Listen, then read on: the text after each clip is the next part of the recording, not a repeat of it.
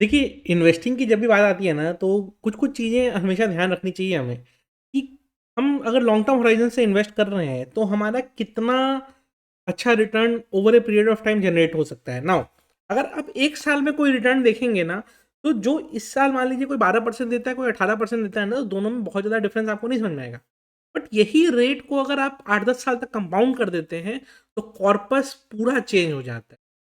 यही रीज़न है कि लोग क्या करते हैं, इन्वेस्टमेंट में अपने बैलेंस बनाते हैं। वो हर कैटेगरी में इन्वेस्ट करने की कोशिश करते हैं, क्योंकि कुछ-कुछ कैटेगरीज़ ऐसी होंगी जो आपको over a long period of time normal आपके इन्वेस्टिंग रिटर्न से ज़्यादा रिटर्न देके जाएँगे। एंड उसके कारण क्या होगा, आपका ओवरऑल पोर्टफोलियो का जो कॉर्पस है वो बहुत ज़्यादा बढ़ जाएगा।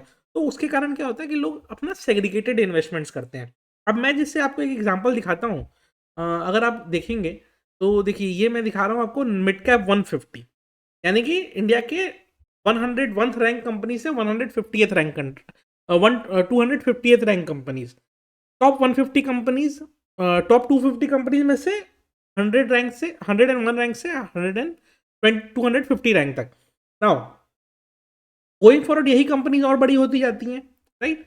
एंड यही कंपनीज, अब देखिए, अगर ये 1 मंथ कैंडल है, एक कैंडल 1 मंथ की है, अगर आप देखेंगे, आज हम लोग 2024 में बैठे हैं, 2014 से देखिए कि ये 2000 पे इंडेक्स था, आज ये 19,000 पे इंडेक्स है।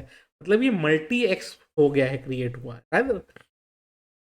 अगर आप 2014 में अगर इन्वेस्ट करते, एंड समझ लीजिए कि आपने अगर इनके बेस्ट मोमेंटम वाले 50 स्टॉक्स में किया होता, तो आज आप 10x 11x पे अपने रिटर्न बैठे होते। नॉर्मल ये इंडेक्स भी आपके ऑलमोस्ट 9x होके बैठा हुआ है, राइट?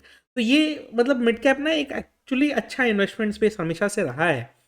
नाउ, मिड कैप में एक चीज का हमेशा रहता है कि ये क्या करता है कि एक एक बार मोमेंटम पकड़ता है। जैसे कुछ साल ये डल रहेगा, फिर एक मोमेंटम पकड़ेगा, फिर कुछ साल डल रहेगा, फिर मोमेंटम पकड़ेगा। हो सकता है अभी का पीरियड डल हो जाए, लेकिन उसके बाद मोमेंटम पकड़ेगा। तो अगर आपको लॉन्ग टर्म होराइजन से इन्वेस्टिंग का देखना है ना, तो आपके लिए एक सही इंस्ट्रूमेंट है। एंड अगर इसमें इन्वेस्ट करना है आपको, तो इसका मैं एक आपको ऑप्शन बता सकता हूँ। आईसीआईसी प्रूडेंशियल अपना एक मिड कैप 150 मोमेंटम इन 50 इंडेक्स फंड लॉन्च कर रहा है। अब मोमेंटम 50 इंडेक्स फंड क्या हो गया, 150 कंपनीज हैं। इसमें से टॉप 50 कंपनीज जो कि जो फंड मैनेजर है उसको लगता है कि अभी आने वाले कुछ दिन तक अच्छा करेंगी, तो वो टॉप 50 कंपनीज में अपना पैसा टर्न करते रहता है, सो दैट क्या हो कि इन्वेस्टेड रहे वो टॉप 50 कंपनीज में। उससे क्या होगा, रिटर्न आपका थोड़ा सा नॉर्मल इन्वेस्टमेंट से ज़्यादा बन के आएगा। नाउ, ये जो वो लोग करते हैं, ये बेसिकली कंप्यूटराइज सिस्टम से रहता है, ऐसा कोई मैनुअल बायस नहीं है। बट हाँ, डिसीजन बायस रहेगा फंड मैनेजर का। तो वो क्या करते हैं कि धीरे धीरे धीरे धीरे धीरे धीरे कोशिश करते हैं कि इंडेक्स को आउट परफॉर्म करने की कोशिश करें, क्योंकि 150 स्टॉक चूज करना बहुत ईजी है। मिड कैप 150 सारा 150 डाल दो, बट उसमें से 50 चूज करके ये लोग थोड़ा सा अ, आपका रिटर्न एनहांस करने की कोशिश करते हैं। तो अगर आप इसकी बात करेंगे, तो लास्ट 5 ईयर्स में मोमेंटम 50 अगर आप खाली पकड़े, तो मोमेंटम 50 ने of mid cap 150 actually 29% return दिए हैं लास्ट 5 ईयर्स में, average C A G R, और 27% इन लास्ट 10 ईयर्स। मतलब लॉन्ग टर्म हराइजन में देखिए कितने अच्छे रिटर्न है, राइट?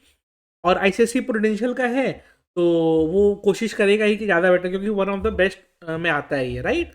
अब उसके कारण क्या है कि अगर सेम चीज़ में आपको करना है, तो आईसीआईसी प्रूडेंशियल एक बहुत बड़ा कंपनी है, प्लस इनका एसेट अंडर मैनेजमेंट 2.87 लाख का है। तो इनका ये जो mid cap 150 momentum investing fund है, उसमें आप चाहे तो ट्राई कर सकते हैं। तो अगर आपको करना है इन्वेस्ट, तो मैं आपको ना एक लिंक नीचे देता हूँ, उस लिंक से आप जब जाएंगे, तो आपको ये पेज खुला हुआ दिखेगा। इस पेज को जैसे ही आप क्लिक करेंगे, आपको ये ओपन होगा। एंड जब ये ओपन हो जाएगा, आपसे कुछ बेसिक डिटेल्स पूछेगा। जैसे मेरा कोलकाता है, तो मैंने कोलकाता डाल दिया, ठीक है। मेरा एज पूछा, तो मैंने 34 डाल दिया। उसके बाद मेरा सैलरी पूछा या इनकम पूछा, तो ग्रेटर देन 15 लाख मैंने डाल दिया। वही चलाया हुआ है बस, उससे मतलब वो जितना भी देता मैं डाल सकता था, लेकिन उतना ही पूछ रहा है ये। तो ये देखिए, आप अच्छे खासे CAGR पे बैठा हुआ है, राइट? मोमेंटम इन्वेस्टिंग है, रेप्लिकेट करता है इंडेक्स को, डाइवर्सिफिकेशन का बेनिफिट है। एंड अगर आप इसको नेक्स्ट स्टेप में जाके देखेंगे, तो आपको पता चलेगा कि कितने साल आप इन्वेस्ट करते हैं, तो बहुत अच्छा आपका रिटर्न बन के आता। हाँ, अगर आप 10 साल इन्वेस्ट करते हैं, 20 साल के बाद अगर विड्रॉ करते मंथली प्रीमियम, और मान लीजिए 10,000 इन्वेस्ट आप करते हैं, तो आपका मेच्योरिटी अमाउंट 2.94 करोड़ तक जा सकता है। ये बेस्ट केस सिनारियो बताया जाता है, लेकिन वहां तक जा सकता है। नाउ, एक चीज और मैं बताना चाहूंगा इसके साथ, सिर्फ इतना ही बेनिफिट नहीं है। अगर मान लीजिए मार्केट नहीं परफॉर्म करता है, तो ये एटलीस्ट जो पैसा आपका लगा हुआ है उतना वो रिटर्न दे देगा।